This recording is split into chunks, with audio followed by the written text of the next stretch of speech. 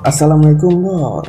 Halo, gimana kabarnya? Semoga sehat selalu ya, dan jangan lupa sholat 5 waktu. Sebagai channel pemula, saya coba akan merangkum alur cerita Donghua yang berjudul Dawa Si Saunhyun yang berkisah tentang pendekar pedang. Tak usah lama-lama, langsung saja ke intro.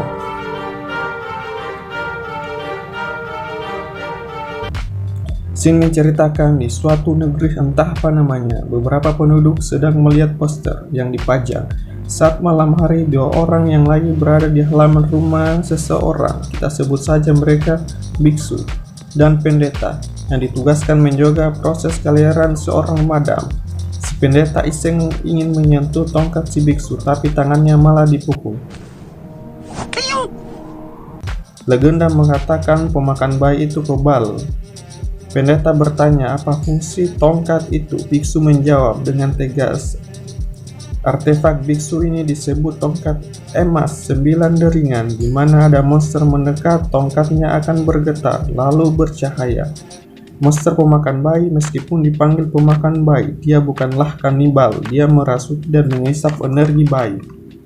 Pertama-tama anak yang dirasuki pemakan bayi itu seperti orang biasa, tapi setelah itu dia akan berubah menjadi hitam, diikuti oleh pembekakan, lalu kehilangan kemanusiaannya. Biksu itu ketakutan mendengar perkataan si pendeta. Tak lama, anak dari seorang itu telah lahir, dan tanpa diduga tongkat emas 9 deringan bergetar.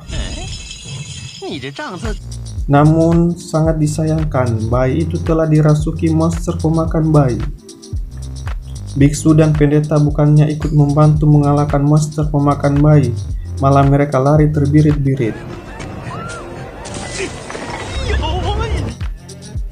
Scene berganti keesokan paginya. Seorang pemuda bernama Xiao Yao dan seorang anak kecil Xiao Li mengisahkan kepada penduduk tentang pegunungan Hugao Sun Wukong. Xiao Yao lagi asiknya menceritakan, tiba-tiba ada seseorang memotong perkataan Xiao Yao. Seakan-akan dia lebih memahami cerita pegunungan Hugao Sun Wukong ketimbang Xiao Yao. Seorang itu bernama Rocky Jiangyu, kita panggil saja Rocky. Ternyata pemahaman pegunungan Hugao Sun Wukong Rocky lebih dari Xiao Yao. Xiao Yao tersinggung, lalu mereka sedikit bertarung.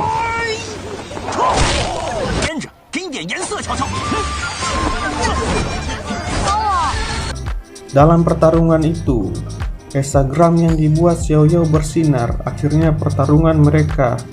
Penjaga toko emas meminta bantuan kepada Xiao Yao untuk menyelamatkan tuan muda di toko emasnya, yang pada scene pertama lahir namun dirasuki pemakan bayi. Tapi Xiao Yao ingin menolaknya dan ingin pergi dari tempat itu sebab tidak ingin berurusan dengan iblis.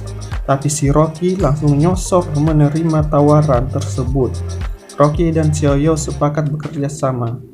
Sesampainya di rumah pemilik toko emas, Xiao Yao berkata kepada Rocky, meskipun ini keluarga kaya, tapi mereka terkenal sangat pelit. Lebih sulit meminta dia mengeluarkan uang daripada ke surgawi.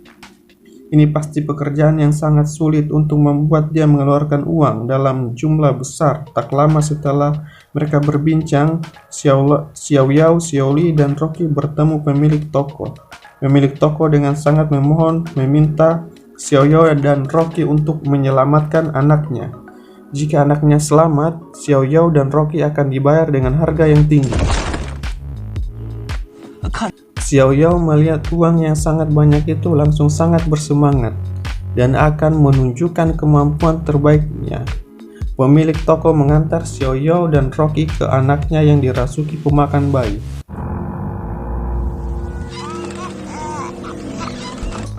Xiao Yao dengan berani maju untuk melawan pemakan bayi.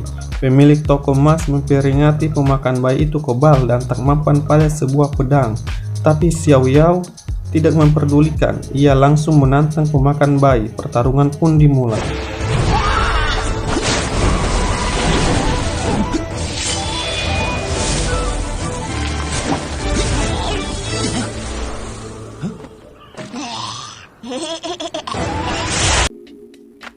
Tapi tanpa disangka-sangka, pedang Xiao Yao bukanlah pedang biasa. Pedangnya mengeluarkan aura berwarna ungu.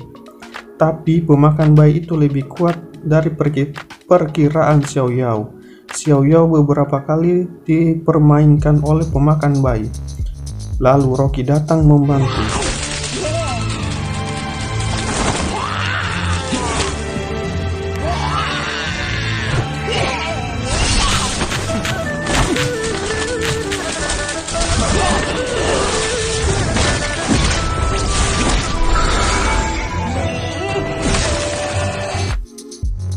Dengan kerjasama mereka berdua dapat mengalahkan pemakan bayi dan menyelamatkan anak pemilik toko emas.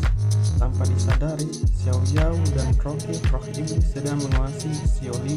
Dari hasil kerja keras mereka hanya dibayar beberapa koin uang, sebab Xiao Yao dan Rocky telah menghancurkan halaman samping yang punya rumah.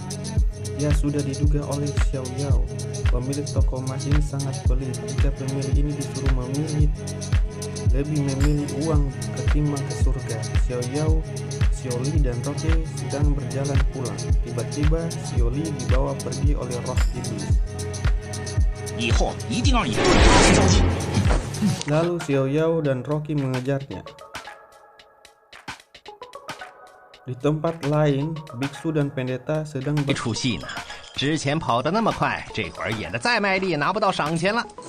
berpatroli untuk mencari pemakan bayi lainnya.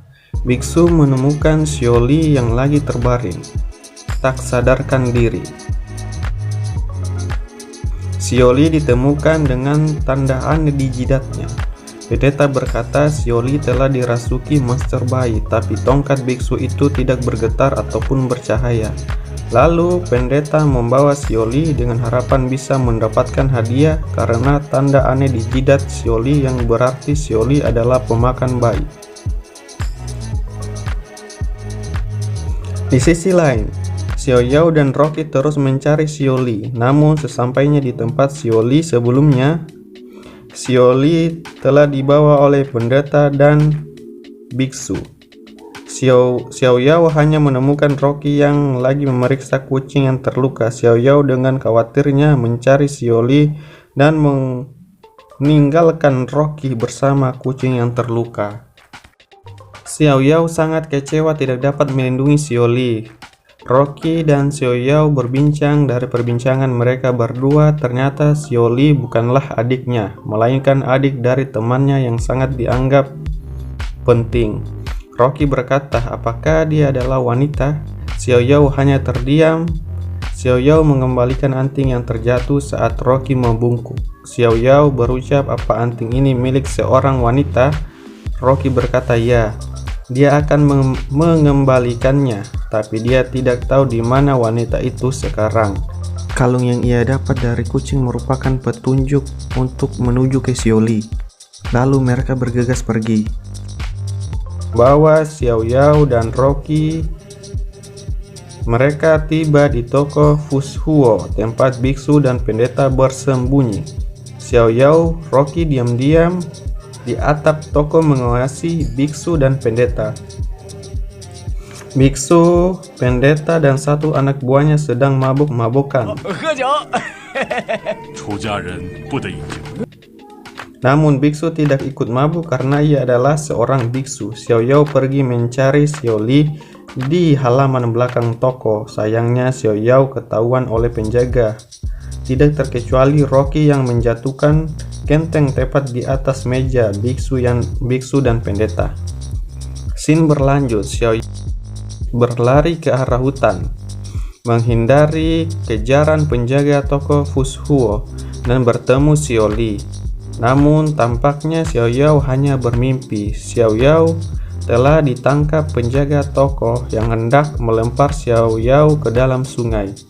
Xiao Yao dilempar penjaga toko ke sungai dalam keadaan terikat dan dimasukkan di sebuah karung. Akhirnya Xiao Yao dapat diselamatkan oleh Rocky.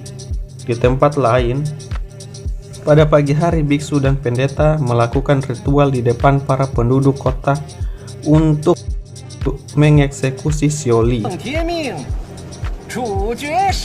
Mereka mengeksekusi Xiaoli karena Xiaoli disebut sebagai pemakan bayi. Ketika Xiaoli ingin dieksekusi,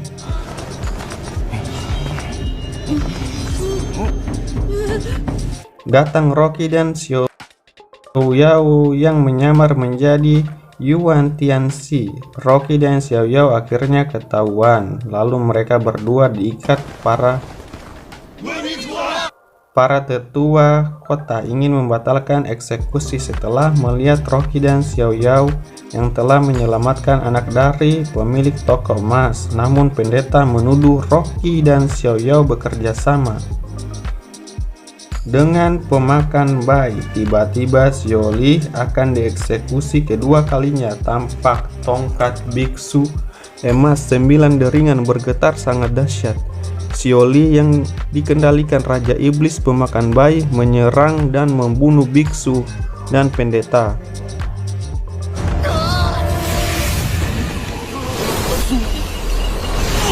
Xiaoli mengamuk tapi dihalang oleh Rocky dan Xiao Yao.